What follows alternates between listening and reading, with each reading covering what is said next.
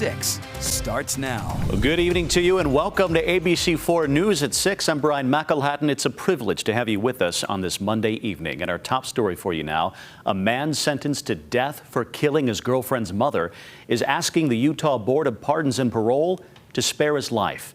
ABC4 anchor Sarah Murphy is following the story for us now. She joins us live at the Utah Department of Corrections facility tonight. Sarah?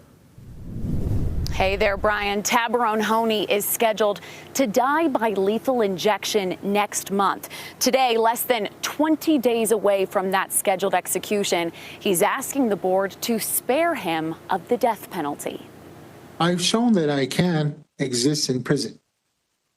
I'm not a threat to the public. I'm not a threat to anyone. That's what 48-year-old Taberon Honie is hoping to convince the Utah Board of Pardons and Parole in his 2-day commutation hearing. The crime that happened is not me.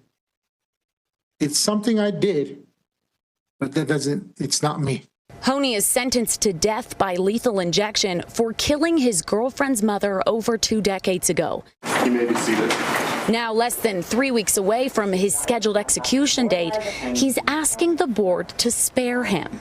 And what I'm asking today, this board to consider is, would you allow me to exist? On day 1 of the hearing, we heard from Honie's counsel, who brought clinical psychologist Victoria Reynolds to speak on Honie's traumatic childhood.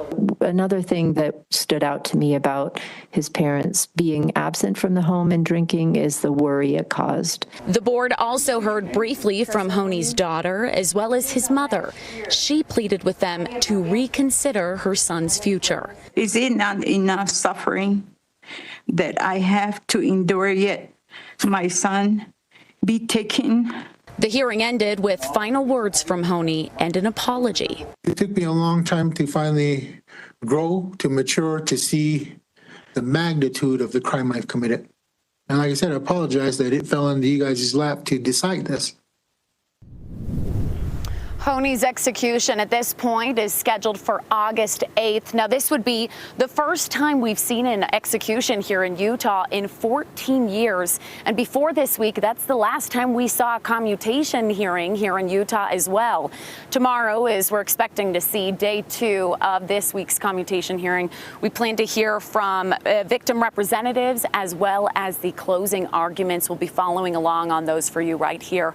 Live in Salt Lake, Sarah Murphy, ABC4 News. Brian, we'll send it back to you. Okay, Sarah, we know you'll be following that story for us. We thank you for it. A firefighter